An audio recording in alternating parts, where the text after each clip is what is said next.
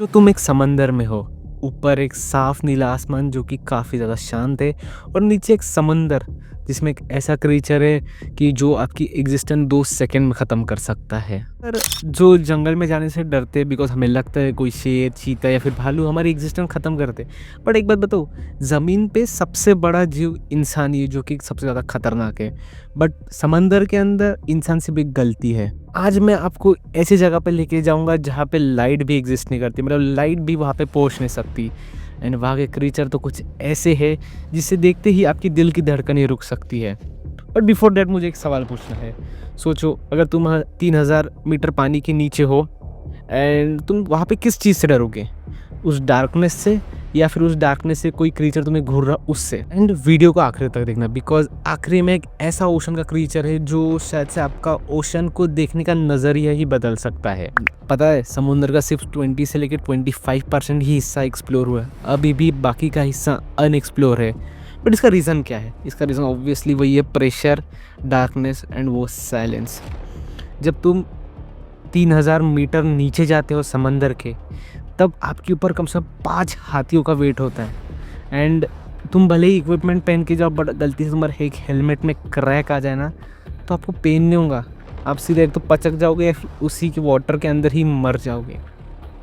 And it's scary, I know. And वहाँ पे भी कुछ ऐसे क्रीचर है जिन्होंने इवोल्यूशन का मतलब रूल ही तोड़ दिया। मतलब नेक्स्ट लेवल क्रीचर है जो दिखने में डरावने भी हैं, एंड इवन ऐसा कह सकते हैं कि ऐसे भी क्रीचर जो एक्सटिंक्ट मान चुके हैं साइंटिस्ट, बट हो सकता है कि वो अभी भी जिंदा है। पहले क्रीचर है स्टोन फिश। ऑब्वियसली फिश सुन के आपको थोड़ा सा लगाऊंगा कि ये कुछ बड़े टाइप की फ़िश होगी, बट ना, इसके नाम में ही लिखा स्टोन फिश। ये एक्चुअली ये फ्लोट नहीं करती, ये ना फ्लोर पे जो सतह रहती है ओशन की, वहाँ पे जाके बैठ जाती है। एंड जैसे ही इसके ऊपर कोई पैर रखता है या फिर कोई अलग टाइप की फिश इस पे आती है, ये अपने वेनम उस पर अटैक कर दे और उसको मार देती है।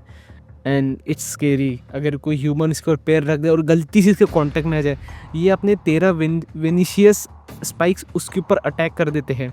एंड सीधा वो जो उसका वेनम है ना, हमारे नर्वस सिस्टम पे अटैक कर उसको शट डाउन कर देता है। एंड बुरी बात क्या है, अगर आपको 2 घंटे के अंदर ट्रीटमेंट ना मिले ना, तो आप वहीं पे तड़प तड़प के मर जाओगे। और उसकी तड़प भी इतनी बुरी रहती है, मतलब आपको लगेगा कि मेरे लिम्स काट दो भाई, उससे बेटर रहेगा। बट इतना पेन रहता है। एंड सीधी साधा अगर 2 घंटे तक आपको कोई उसकी ट्रीटमेंट नहीं मिलती है, तो आप गए। सोचो, आप बीच पे जाते हो और गलती से आपका पाला स्टोन फिश से हो जाए और आपको 2 घंटे में ट्रीटमेंट ना मिले, तो मे भी हो सकता है वो आपकी लास्ट टूर या फिर जहाँ पे भी आप गए वो लास्ट चीज़ होगी। हो सकता है काफ़ी ज़्यादा लोगों को थोड़ा डर लग गया होगा स्टोन फिश का नाम जान के। बट जो अगला क्रीचर है जो डीप ओशन का है, वो इतना भयंकर है, वो आपके बिना कांटेक्ट में आ ही आपका हार्ट स्टॉप कर सकता है। एंड स्केरी बात क्या है, इसे देखा भी नहीं जाता या फिर देखना मुश्किल है। हमारे सेकंड नंबर का क्रीचर वो है बॉक्स जेलीफिश। आई नो, ये बॉक्स जेलीफिश नाम सुनने में थोड़ा क्यूट लग रहा होगा, बट ये क्यूट बिल्कुल भी नहीं है। बिकॉज इसके 13 टेंटिकल्स है। एंड ये मतलब कह सकते हैं, अगर तुम इसके कांटेक्ट में आ जाओ, लेट्स सपोज ये बॉक्स जेलीफिश हो रही है, तुम हो, तो ये तुम्हारे थोड़े से दूर में ही तुम पर अटैक कर सकती है। और हार्ड थिंग है कि ये देखना ही मुश्किल है इसको, मतलब रेयरली दिखेगी तो दिखेंगी, अदरवाइज़ नहीं दिखेंगी। और ये कब आपके ऊपर उसका वेनम छोड़ दे आपको पता भी नहीं चलेगा। आपको कुछ थोड़ा सा फील होगा, एक माइनर चीज़, फिर उसके बाद आपको पता भी नहीं चलेगा। पर एक स्केरी चीज़ की बताओ क्या है, जब आपको बॉक्स जेलीफिश अटैक करेगी ना, तो आपको थोड़ा फील होगा, बट ये सीधा आपके नर्वस सिस्टम एंड हार्ट पर अटैक करता है। एंड जब ये आप पे अटैक करता है और गलती से आप ओशन के अंदर हो, तो समझ लो आपका मरना तय है। नॉट 100% बट है। क्यों, मैं बताता हूँ। जैसे आपके ऊपर किसी बॉक्स जेलीफिश ने अटैक किया ना, तो आपको थोड़ा फ़ील तो नहीं होगा, बट धीरे-धीरे क्या होगा, आपकी है ना बॉडी आपका कोई बात नहीं मानेगी। आपकी बॉडी मतलब लिटरली शट डाउन हो जाएगी। मतलब जैसे आप ज़मीन के ऊपर खड़े हो एंड ज़मीन के ऊपर किसी बॉक्स जेलीफिश ने आपके ऊपर अटैक कर दिया, ऑब्वियसली ज़मीन पे आएँगे नहीं, बट अटैक कर, लेट्स सपोज़ अटैक कर दिया, तो वहीं पे शट डाउन हो जाएगी थोड़ी देर के बाद। अब अचानक आपकी बॉडी, मतलब आपका कहना मानिए शट डाउन, मतलब ऐसे आप गिर जाओगे नीचे, फिर लेटे गिर जाओगे। एंड अगर आपको जल्दी से जल्दी उसका ट्रीटमेंट ना मिले, तो आप जल्दी ही मर सकते हो। एंड वही अगर आप ओशन के अंदर हो, तो ये तो काफ़ी स्केरी है, बिकॉज ओशन के अंदर ऑब्वियसली ओशन आपको अंदर खींचेगा और आपको किसी बॉक्स जेलीफिश ने काट लिया, आप अगर टाइम पे ऊपर ना आए, तो आप नीचे जाते सांस से मर जाओगे। एंड टाइम पर ट्रीटमेंट ना मिले तो बहुत जेलीफिश के वेनम की वजह से मर जाओगे।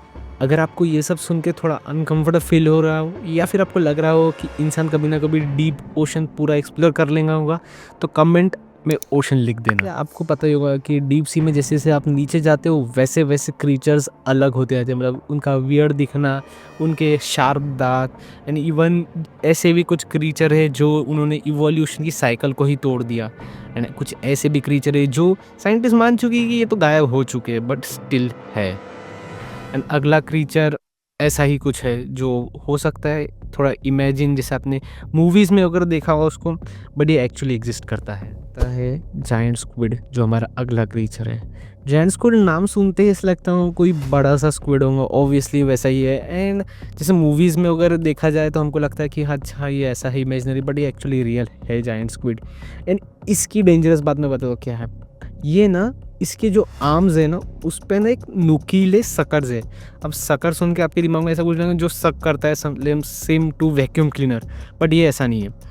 इसका मीनिंग क्या था इस सकर का, मतलब अगर इंसान की स्किन या फिर जो भी आपने इक्विपमेंट पहना, इसके अगर इसकी ये सपोज ये स्किन है उस जायंट स्क्विड की, अगर आपकी स्किन इससे अटैच हो जाए तो वहाँ से पुल ऑफ करना काफ़ी ज़्यादा मुश्किल है, मतलब कह सकते हैं नहीं ही कर सकते आप, अनटिल और अनलेस आपके पास कुछ अलग कोई आइडिया हो। बट अगर आप ट्राई करोगे नहीं, एक बार आप उससे चिपक गए जायंट स्क्विड से, तो आपका निकलना नामुमकिन है और सीधा वहाँ पे मौत ही है।